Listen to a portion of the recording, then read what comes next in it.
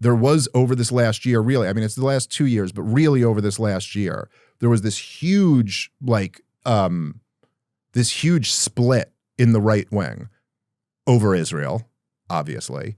Was it the biggest cause, you think? I think that, look, obviously Charlie Kirk being killed was but look, Charlie Kirk was already dealing with it before he died. Like, it was a dynamic at Turning Point. It was a huge scandal when he had Tucker and me and Megyn Kelly at Turning Point. And then he went on Megyn Kelly's show and talked about how all the Zionists were like flipping out on him and how crazy it was that he had been such an ally, and they were turning on him just for hosting a debate and hosting a few voices that were critical of Israel.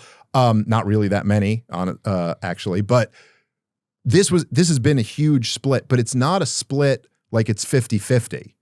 It's a split like the entire youth is against this unconditional support for Israel. A huge portion of, like Candace and Tucker Carlson and Nick Fuentes have been surging over this last year. They're bigger than ever. Yeah. Meanwhile, Ben Shapiro is like losing 1,000 YouTube subscribers a day. Mark Levin is just getting ratioed every time he opens his mouth on social media. Yeah. And so what's happening now is there's this dynamic where I thought he was Jim Cramer. I didn't even know who he was. I kept confusing those I two. got confused. Go on. No, but now there's this situation. Well, but I'm saying now you have this dynamic where JD Vance wants to be the Republican nominee.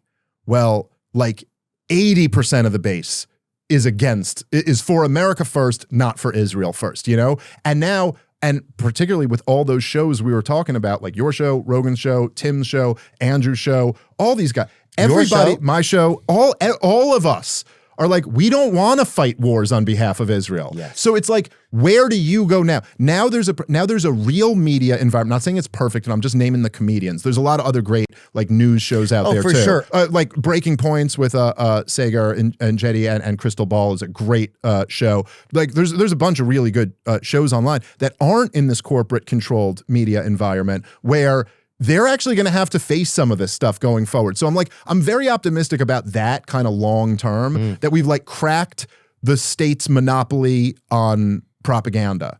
Yeah, it is going to be interesting because they're going to have to answer. I don't know if you're going to be able to say you're a pro-Israel candidate.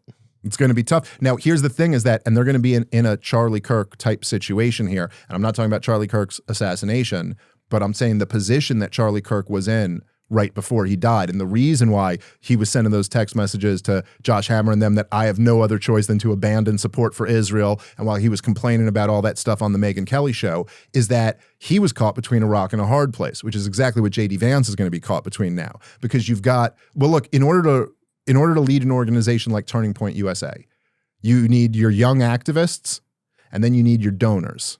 Right? You need billionaires to give you money, but you need young activists to show up. And so Charlie Kirk was in this position where he's like, dude, the young activists are completely against this shit. But the donors won't even let you host a debate about it, let alone take that position. And so what do you do there? And now JD Vance is going to be in a similar position too. If you come out and you say, I'm pro-Israel, well, man, I mean, at this point, that turns a whole lot of us off.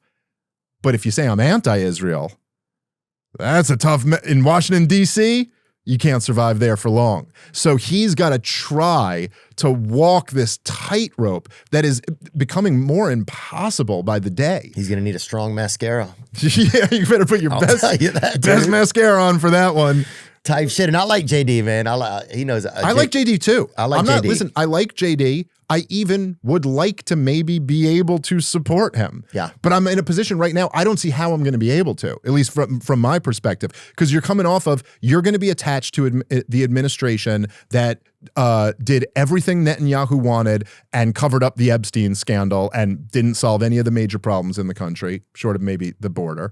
And also, JD Vance, what are you going to say? What are you going to run on?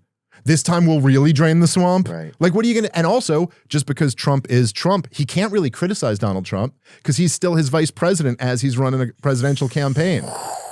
It's a tough spot. Yep. Bro, he's good. That's the tightest rope in the world.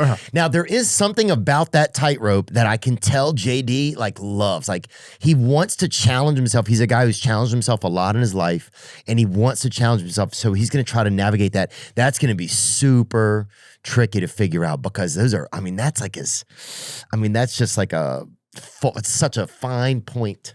Yeah, well, I think, you see it like already. That's such a fine point, man. Well, it's happened a lot just with And it's kind of become MAGA versus America first too. Is kind of where that thing where the Republican kind of the right divide is.